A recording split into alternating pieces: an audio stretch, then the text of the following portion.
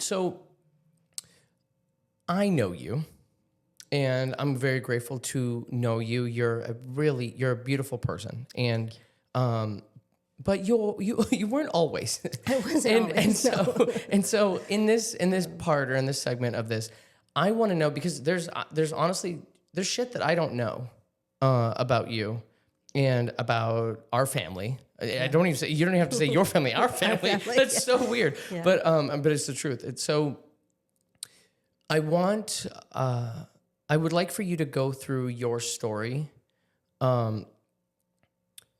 because I believe that it ties back to this whole trauma, PTSD, everything that you're doing with Healing Buddy. So take me back as far as you want to. You don't have to say some shit that you don't want to say, but I'm sure that you can allude to some stuff. But I do want to understand, and this is like me wanting to know about my family as well. Okay. Yeah. So go I ahead. get it. So it all started back in, back in, no. I joined the Army right out of high school. How I joined the Army is a funny story, all in its own. But I joined 17, 18? 17, yeah. And then I turned 18, graduated. 2 weeks later, I was shipped off to boot camp over there in South Carolina. So, yeah, I remember signing up and thinking, I want to get out of here. Like, you know, my parents are stupid. They don't know anything. Like, I'm going to go. The recruiter told me I was going to ask if that was the mentality. I think that was the mentality. And also because I didn't have to take my ACT and SAT, and the recruiter was like, you don't have to take these tests. You can get college paid for. You know, he was a damn good recruiter because he got my ass to, he got my ass to join. And he, my parents too. I was underage at the time when I signed. So they had to talk to them as well. But yeah, I went and joined as a medic, and they gave me the training.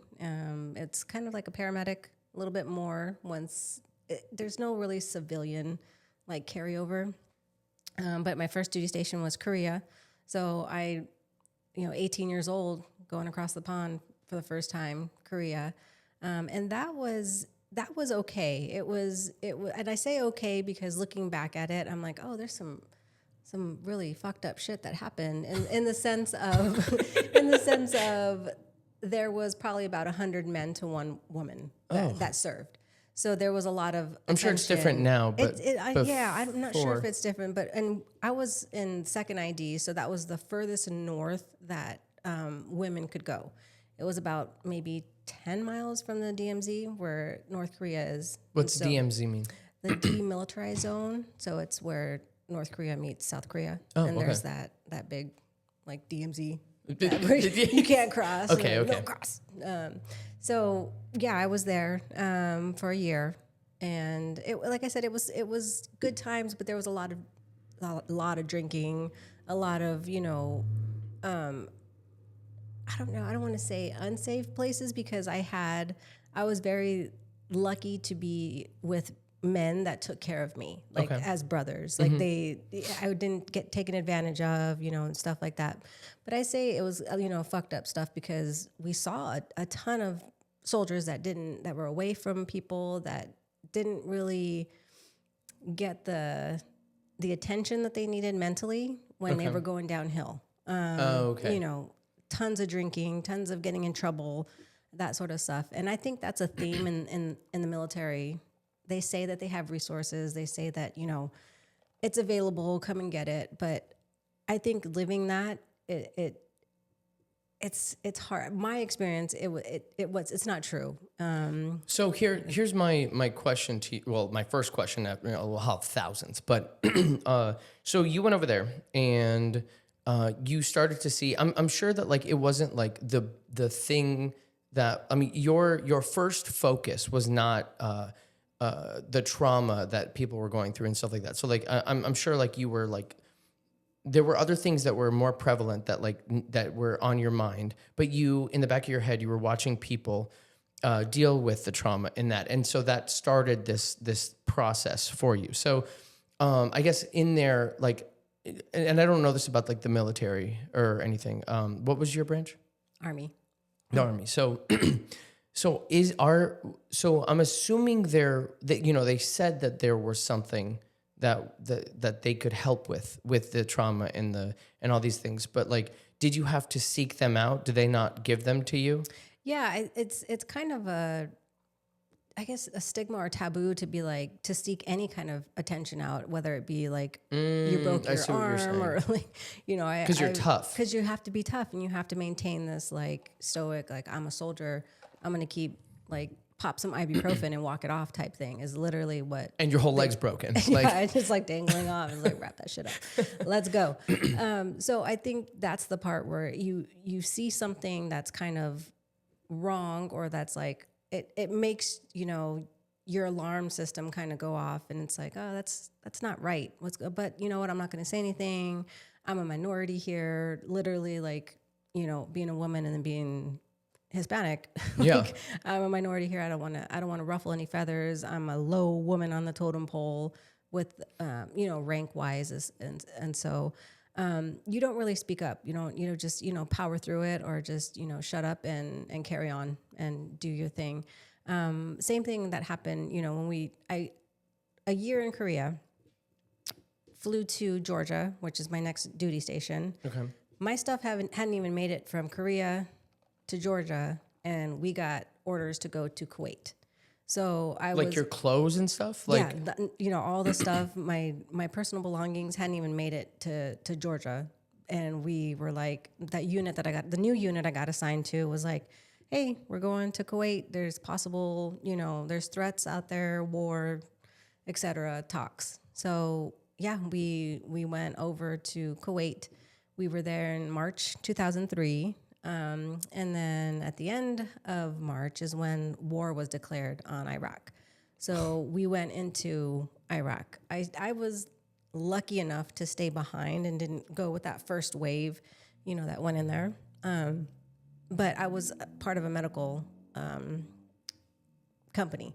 So we were in charge of air and ground. My specific company did ground. We did ambulance. So anybody that, got hurt, or, they would go pick them up and pick up the wounded soldiers or even wounded Iraqi, and bring them back. We would work on them. And we were attached to a unit that had air medevacs that would fly out, the Black Hawks that you see, the helicopters. So I think, again... Dang, you've seen some shit. Yeah. So, yeah, it's... I'm getting goosebumps just talking about it. It's been a while since I've actually, talked about it.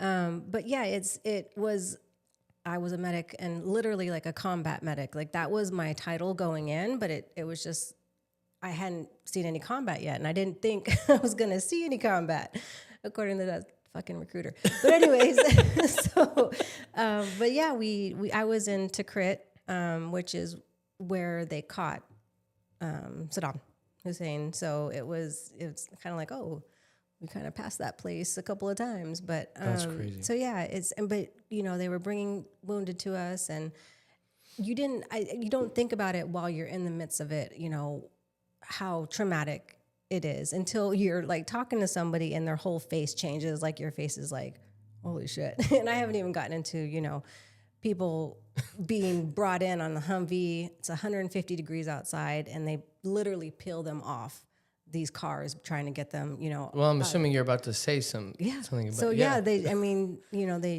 literally they're peeling soldiers off the trucks to try and just get them out of the danger zones because there's tons of. Now, when IED you say that, like, explosions. are they passed away already, or are they hurt and injured, or like hurt and injured? Okay, and so they're trying to passed out, thankfully, and so they're trying to take them off to give to you essentially to fix them. So so.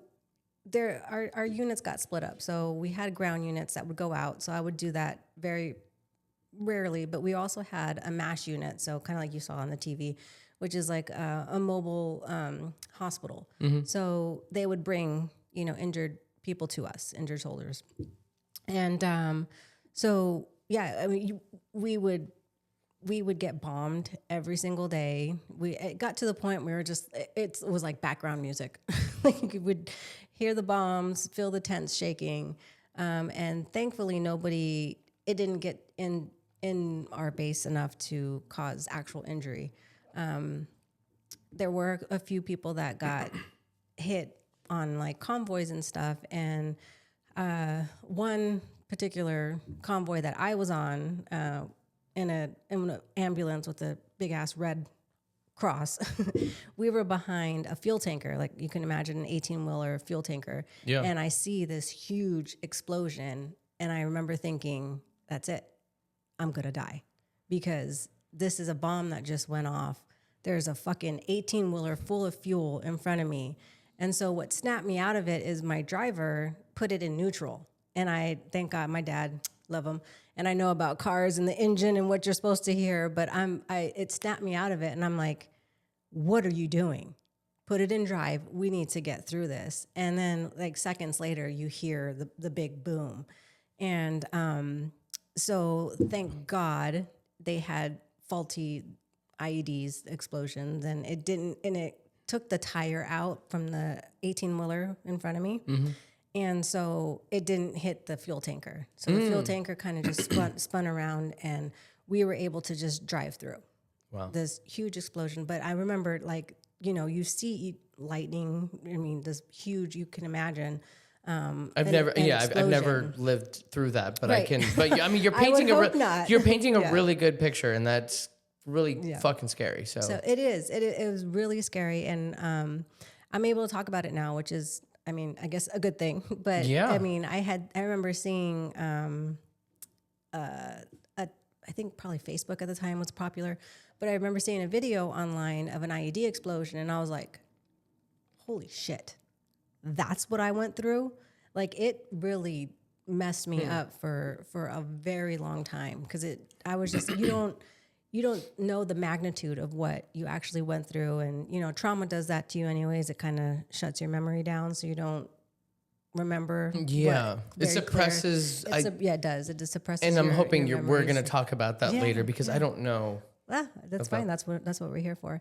So, but yeah, so certain things like that, and it was an everyday occurrence going through with the bombs. And like I said, thankfully, that was the only one that I had gone through and experienced. But, bringing soldiers in that had gone through something like that and weren't as lucky, they had gotten hit with rockets or, body parts missing. And so having to see that and just going through it and being like, this is what my job is. And how old were you? 18. 18 turning 19. No, 19. Still 19. 19, yeah. So, yeah, it just, that's an everyday thing, dealing with that, and kind of that dark humor that you have, military people, I don't know, we have dark humor, and sailors, they say sailor's mouth, but yeah, we have potty mouths. And my husband's really helped with that, 'cause he doesn't like me to cuss. Love you. I don't like, look, I'm trying to get better, but I'm trying to, 'cause it's not professional, whatever. Yeah. But at the same, look, we'll talk about that. Honest, or it's supposed to be honest, right? It's relatable. It's I relatable. think so too. Yes. But Sorry, and so Moshe, I'm not trying to tell her. I'm not trying to tell you that. He's encouraging. Yeah. That part. I am, but I'm not. But I am, but I'm not. Keep going. Yeah. But yeah, so that was an everyday occurrence. A year we spent there, and we didn't have anything. Put my chin on it. We didn't have anything as far as like toilets. Like, we literally were burning our shit every day. So what? Yeah. There was a big pile, and thank God for the people that got in trouble, because they were literally the shit stirrers and burners we would shit into a pile, and it was a community shit pile.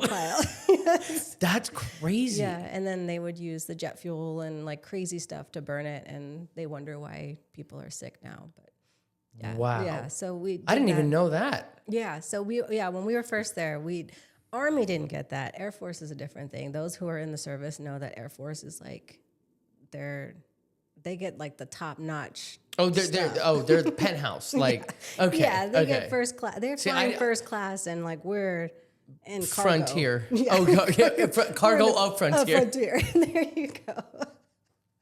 Yeah. I know. I didn't know that. I can assume that there are like hierarchies. Yeah. But I had no idea. Yeah, so the Air Force gets all the stuff, and so we give Air Force a hard time. So yeah, we didn't have those accommodations. I literally, when we got porta potties for the first time, I was like, oh, thank God, and I gave it a hug. Like, that's how bad it was. I was like, oh, Johnny, I love you, you know. So, but yeah, so it's stuff like that you don't really realize, you know. And then looking back, I was like, oh, that was pretty traumatic. And like I said, I did a speech, I think, for the city of Avondale one time, and kind of just talking about my stuff. And like the whole crowd was silenced. And I was like, what did I do? What did I say to them? Like, what did I say something wrong? Like, cause I don't know, I probably blacked out. Probably. And then yeah. afterwards, you know, they were like, I hope you go Thank get you. help. Oh, No. no, the opposite. Wait, really? They were like, you need to go get help. Really? And so I was like, oh, okay. Thank you for your opinion. I guess I'm a little more fucked up than I thought. Because again, it's normalized. Like you Oh, have I to, see what you're like saying. this is your job. You know, it's just whatever, we're doing what we have to do, and you don't think about the trauma and how it is traumatizing to your body, and it's traumatizing to see those things and experience those things, and for an extended period of time. And so, and how it affects you physiologically, you know, you're like, oh, that's why I want to go and fight everybody. Or, you know, that's why I need to go I bought a motorcycle because I'm like, I need that adrenaline rush. Did I know this? I don't know. I had it was like a little Ninja 250, but while I was going through nursing school, I had no idea. a motorcycle, and it was because it was an adrenaline rush for Yeah. me. And, you know, at the time I was a single mom, so I didn't really, there's not really much adrenaline you can do like as a single mom, you know? So I was like, oh, let me get That a is motorcycle. adrenaline right there, but- it is. And then I got T-boned and I was like, okay, I'm done. Yeah. I'm done. I'm a mom now. I Also, need to bring the mic up so did it just go? a little bit. Right there. There you go. rested my chin. There you go. There it Perfect. There you go. Stupid. Okay, so you're There's a lot to unpack. Yeah, yeah. No, that's totally fine. If you know where you're going with the story, keep going. Because I don't really have a question. I just wanted to like keep the story going. Yeah. So long story short, in the Army, did my time, and then got out of the Army. So that was a lot. That was a huge transition. Like, And I how said, long were you in? I was in over almost 4 years. I got out early. I got out maybe a couple weeks early, and thank God, because they lost my unit, which means nobody can get out of the Army. Like your contract is automatically extended. You can't do anything. And so they did that because they went back over to Iraq, and they went back over to Iraq for another year. So again, thank God, people were looking out for me. Got out of the Army and took an awesome road trip with my dad because he came and flew to Georgia, and that way we road tripped it back. And so that was a great memory that I have. Oh. And then got home, and I believe it was maybe 2 days later that my Nana passed away, and she was like insistent on seeing me. And she was like, I need to see you. I need to see you. And I was like, okay, Nana, like, I just got home. Okay, that's fine. I'll come see you. Or she's like, no. And so she made my thought to come to see me. And she gave me like the biggest hug. And later realized that was her goodbye hug because she died the next day. And so, and this is important only because, sorry, Mom, but I'm going to put her stuff out there. So my tata called my mom and was like, your mom's not waking up. And I was living with my mom, obviously just got home. And she's like, something's wrong with your Nana, let's go. So I got up and I left, bra not even on, out the door, let's go. And so we got there, and I knew it right away. I was like, she's dead. Like, and so my mom, and this is another traumatic thing that happened, looked at me and said, you're the reason my mom is dead. Oh, fuck. And I was like, and she doesn't remember, I believe she doesn't remember saying this, and I don't hold it against her. But she feels that my Nana, prayed and did all the things and exchanged her life for mine. And that's why I didn't die in the explosion. That's why I didn't die in any of the, times we were bombed. And that's why I made it home safely.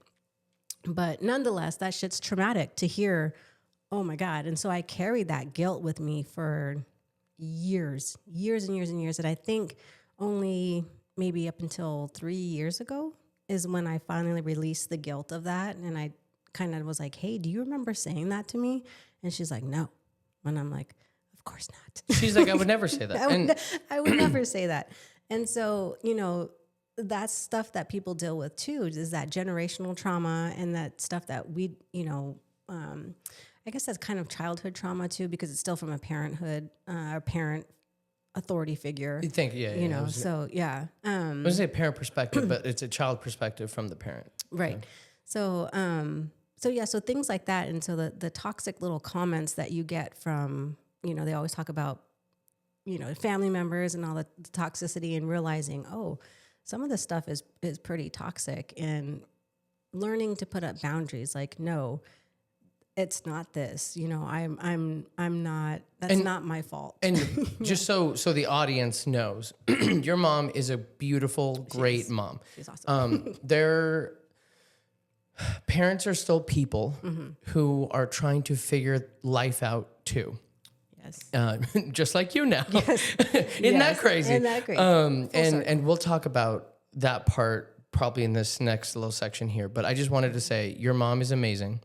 And I love her, and I know you love her. She's very well loved. Yes. She's And- bubbly and stuff. But I want to sandwich that, because that fucking sucks. That you heard that. My mother, I love my mother. And I think this is, and I think this, it's how do you say this? It's generational trauma given to the next generation after the other, after the other, after the other. And I think what you're doing is you're breaking that generational curse. And Cycle. Yeah. So like with your daughter, and we'll talk about that right here, but like, I think that's what you're doing. And maybe you already know that. Maybe you're like self-aware enough to know that that's what you're doing. Because my mom is amazing. Her mom is amazing. But there were things that they had to do that then they said that then ended up hurting them as people, that they then gave to the next generation, i.e. me, my sister. They're not bad people, but they had to fucking survive. And that's the thing, is you're in survival mode. And it's crazy because just yesterday I was thinking about the talking points, and I was thinking about the stuff that I wanted to say. And I was like, oh my God, my youngest, my two, because my kids are spread out. I have 19, 11, 7, and 2. So yeah, right, surprise.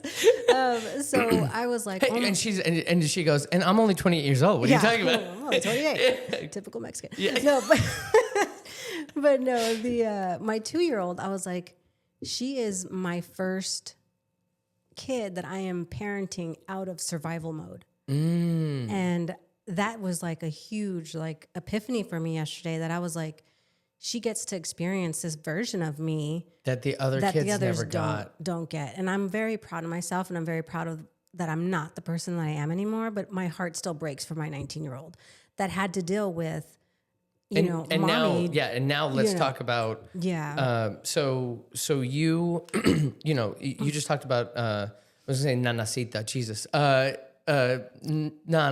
Nana. And that was weird, but I just let it go.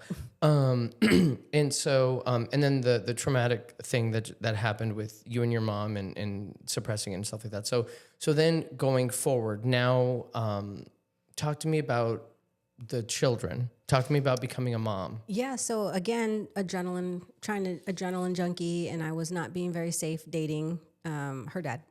So again, that was like part of the adrenaline, and trying to like get that high that I was not necessarily high, but that adrenaline that you have when you're in a war zone and you're constantly like on high. And I didn't want to deal with my emotions, and I was avoiding that by getting this adrenaline rush.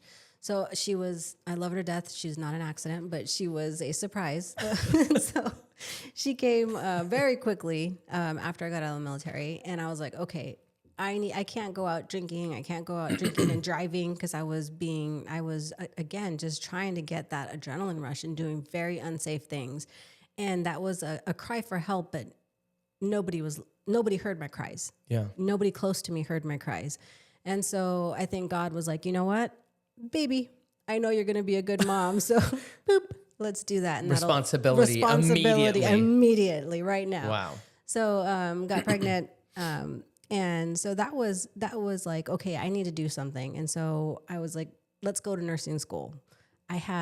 I was working as like a medical assistant, and no knock on the medical assistants and stuff. But when I was in the Army, I was able to do things at like maybe a physician assistant level. Like I was doing surgery. I was doing stuff that didn't translate to Like that's higher level stuff, right? That's higher. You got like a physician, and then you have physician assistants, which are mid-levels, nurse practitioner type, and then registered nurse. And then you have like a medical assistant, nursing assistant type that don't have like the skill set that you have.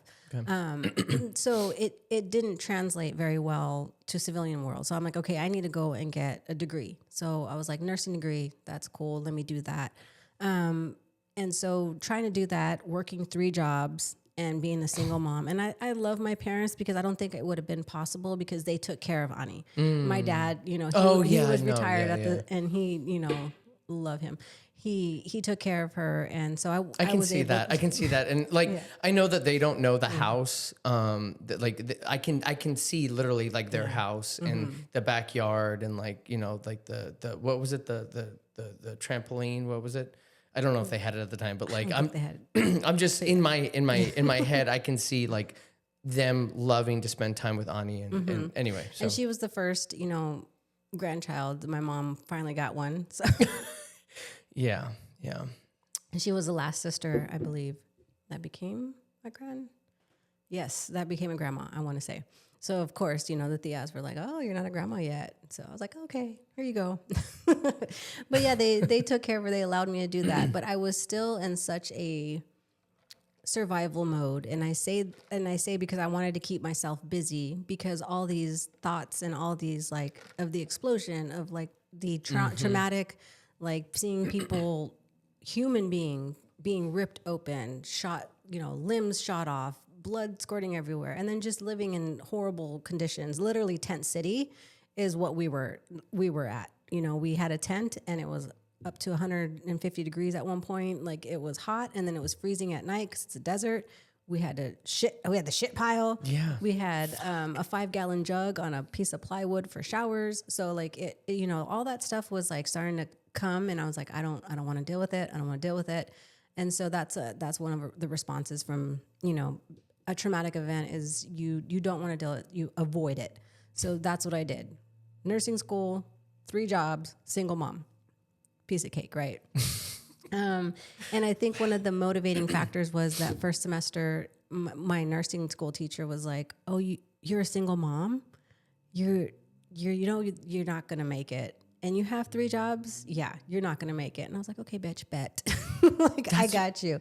Yeah, she was horrible. I hate when people talk right. like that. And then that's why I think. You don't know me? You don't know. Yeah, you just motivated me. Yeah, are you fucking kidding me? She doesn't know. She's like, do you know what I just saw like a couple years, like a year ago? Yeah. Anyway. So got through nursing school, and then that's when it hit me like a ton of bricks, all the stuff that I was avoiding.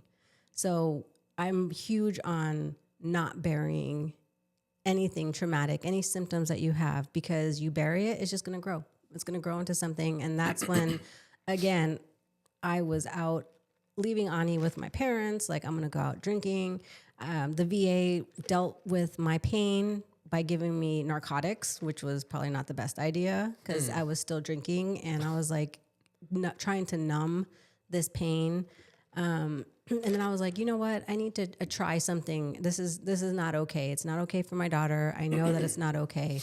Let me try therapy. And so dealing with a therapist that wasn't in the military, didn't go through what I went through, I used as an excuse to be like, I don't want to talk to you.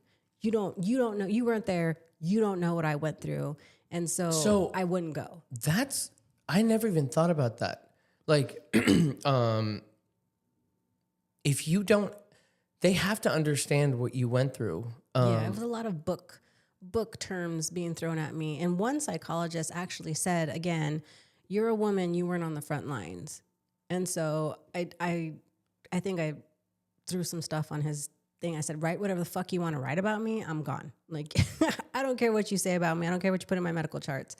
I'm gone. Because it just pissed me off. Because I'm like, well, how are you going to tell me? First of all, women, a lot of women don't get respected. You know, we park in a veteran parking spot and you hear all these women that are like, why are you parking there? You know, they get told, why are you parking there? So it's already that we're a minority in, you know, this world. And then you're going to tell me what I experienced over there and you weren't there. So, you know, there's a lot of gaps there. I think the VA has made huge strides to try and help veterans and try and become trauma informed and all these different modalities. But what I experienced was a huge gap in care. Like, you know, telling me what I experienced, what the textbook says I should be experiencing. They're like, oh, you don't have PTSD that's impacting your life because you just graduated from nursing school. Like, there's no way that you can be dealing with PTSD and graduate from nursing school. And because it's supposed to be debilitating and supposed to, you know, you're not supposed to be able to, it's supposed to impact your life and your daily, your daily habits and What stuff. you're saying is that PTSD, it should be affecting your daily life. And By because definition. it was almost masked. Exactly. Well, I was masking. Or not almost, because you were so good at masking your PTSD, they were like, you don't have a problem. Yeah. You should be it's exhibiting. You should be, what's the word? Is the word exhibiting? Yeah, you should be showing more symptoms of being Fucked up. yeah, you could say if you had PTSD, so you do not have PTSD there because you're not showing it. Mm-hmm.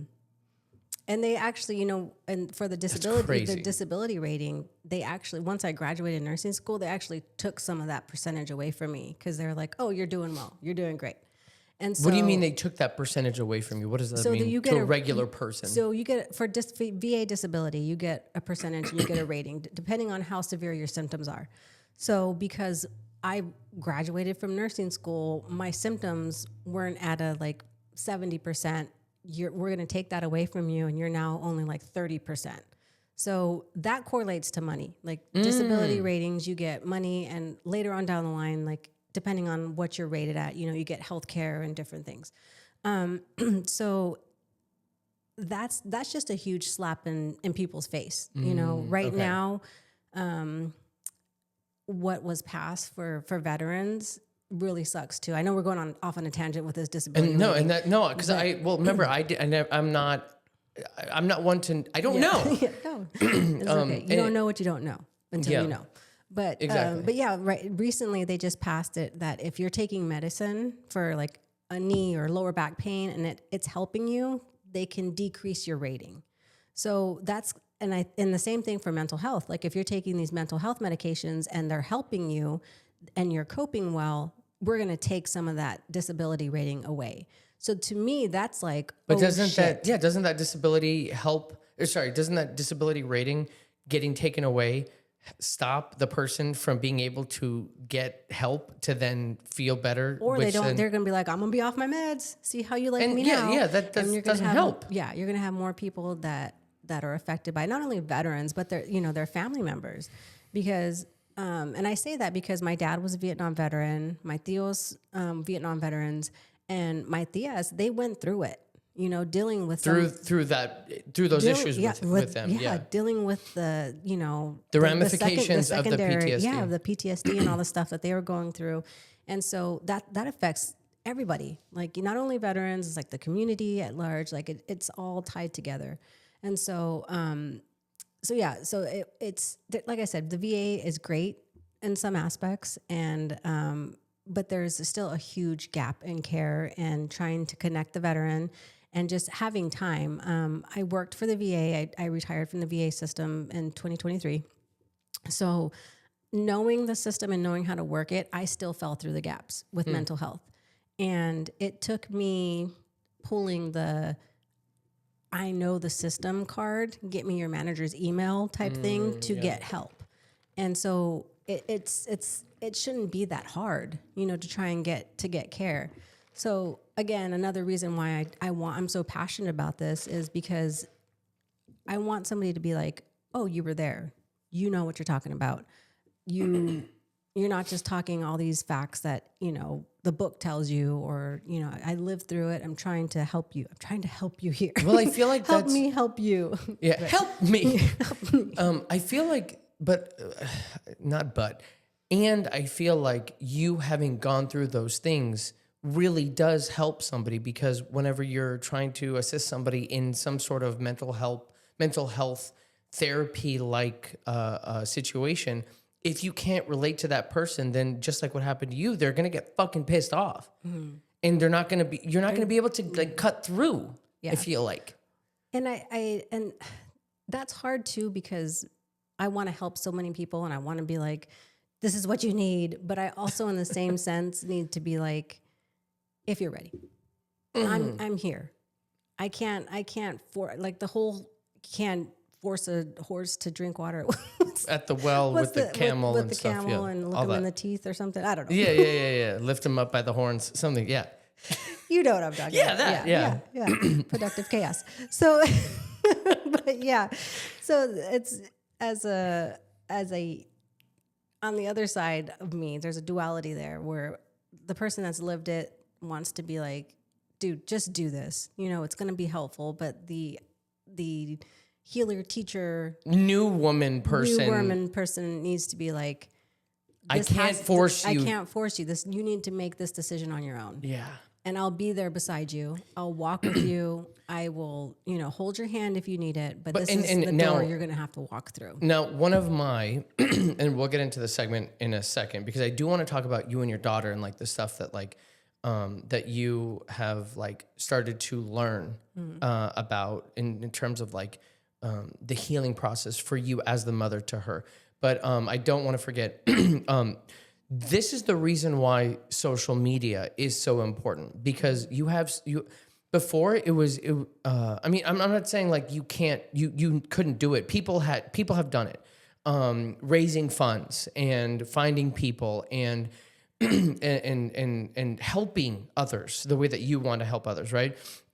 But now with something like this, and I want to help you, like in that segment of like the social media analyzing, like that we're going to do in a second, I'm going to tell you exactly what I want you and need you to do in order to get as many at-bats, literally selling one to many as possible, so that way people can know what Healing Buddy is, and that way you can really help a whole lot of fucking people. And that's what I want to do. There you go. Okay, so let's finish up right here on this segment, because now I know I am speed racing this whole freaking thing. There's tons, I know, and then every little thing leads into another, and I get it. And again, which is fine, but I also like, there was something that you and I talked about whenever we were on the phone the other day, which is about you and your daughter, and you saying, or not just saying, but like apologizing for some of the stuff. And I would my mother has done this already, where she has apologized for some of the things. And I would like to hear from you what you felt and why you had to apologize and how that went in that conversation. Yeah, it was several conversations, but I think she needed to learn, or she needed to understand, and she needed to hear it from me, that accountability aspect. Like, you know what? This was none of your fault. I was dealing with a lot of stuff that was none of your fault. I was not parenting you the way that I didn't show up for you the way that I wanted to show up for you. So I am sorry. I'm sorry for yelling at you when you were going too slow and I was in a hurry. And I was like, get your fucking shoes on, or, and it was crazy.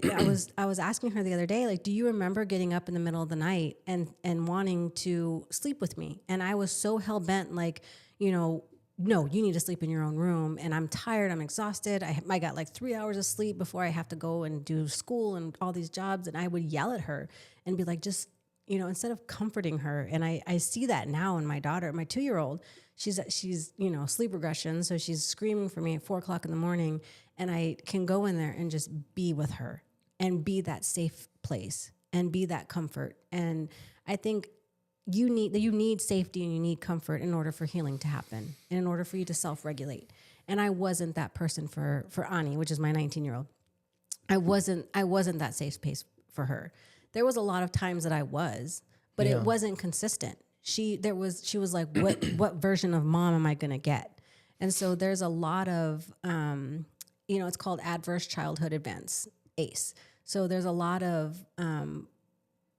stuff that manifests later on, a lot of anxiety, depression for stuff that you get when you're a child and you have these like pivotal traumatic moments, like your mom screaming at you like you're a monster and, swatting her. Like I never like squared up on her, not until she was a teenager. That's but even then, so parenting her from a survival mode and just letting her know like, this is not your fault. And I'm sorry, you're not a burden. And I think just hearing that and getting that confirmation is what people need. What kids might need, even when I mess up now, because I still mess up.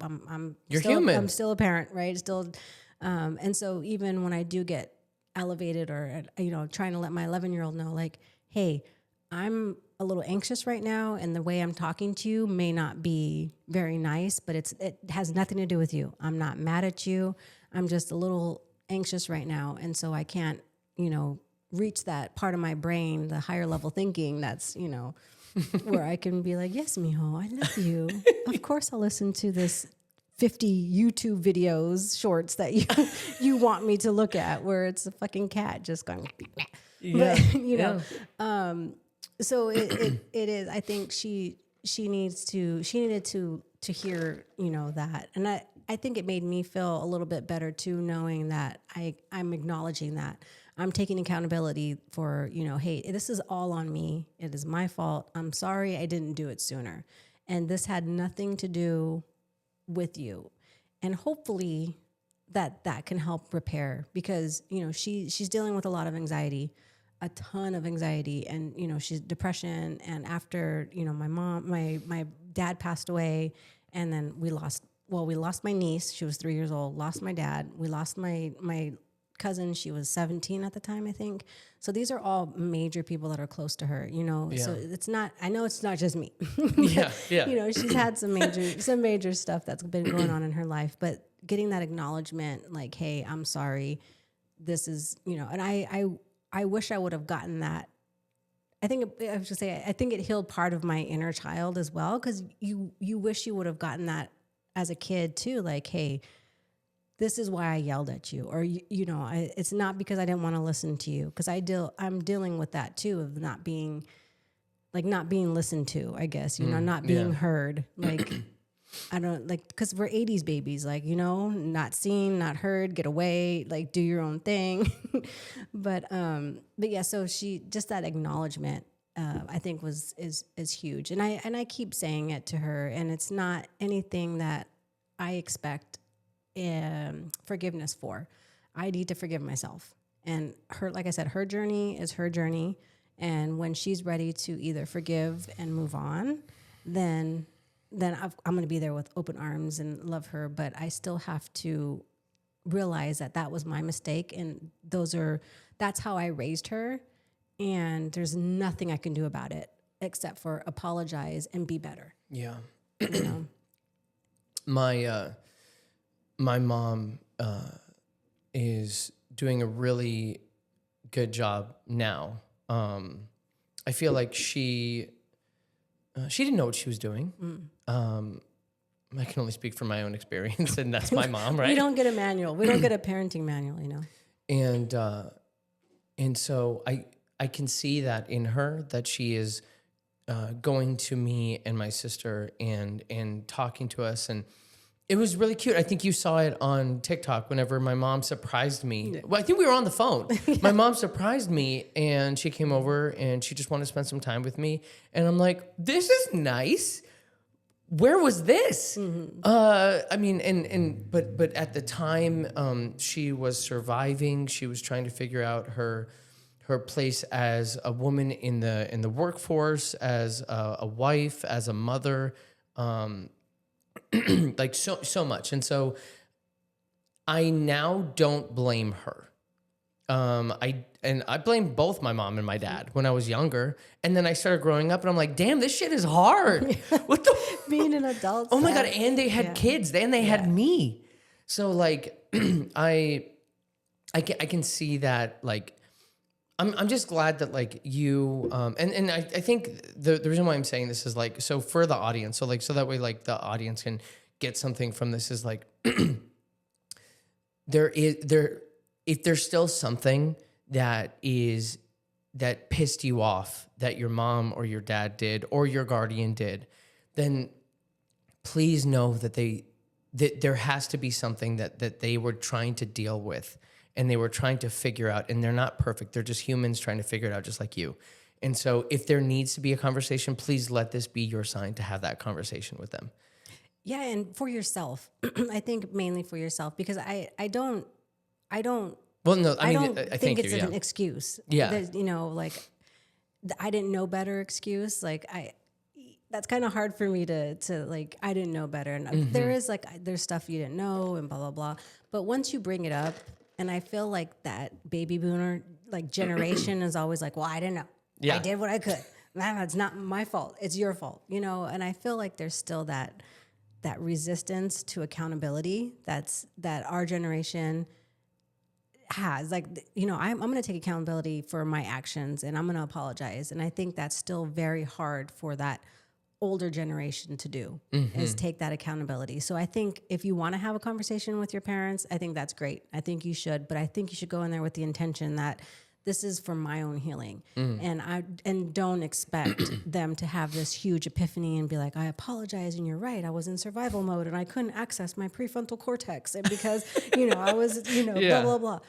And, but do it with that intention. Like, hey, I'm going to do this because I'm going to say my piece and this is how I felt. And whether or not you're going to validate my feelings or not shouldn't dictate. the goal. Yeah. But I'm still going to do this for myself and say, I forgive you for being a piece of shit parent to me, but not knowing. Yes. But not knowing any better. Because I think when you go in there with expectations of somebody else, having this epiphany, and it you might be disappointed, you know, and what you should take away from that is your own journey and what you're going to get out of it. And whether it's healing for you to speak up and say, because it might be triggering to go to your mom and say, hey, it really hurt me when you said it was my fault that Nana died. And, I know your mom just died like 10 minutes ago, but you didn't think about me at that point except to blame me. Yeah. So it doesn't, I don't think it helps to go in there and expect that. You're very correct. And only you would know more than, honestly, and that's why we're talking about this, is because like without that little piece of wisdom, telling the audience to do that, or like giving the audience permission to do that, but then also like having expectation is not good. So I appreciate you saying that, because it has to be for you. Yeah. Don't go to your mom and be like, I saw this podcast and they told me that you were going to have this epiphany and take responsibility. No, sorry. So I wish that would happen for everybody, because then we'd all be less fucked up. Yes. But,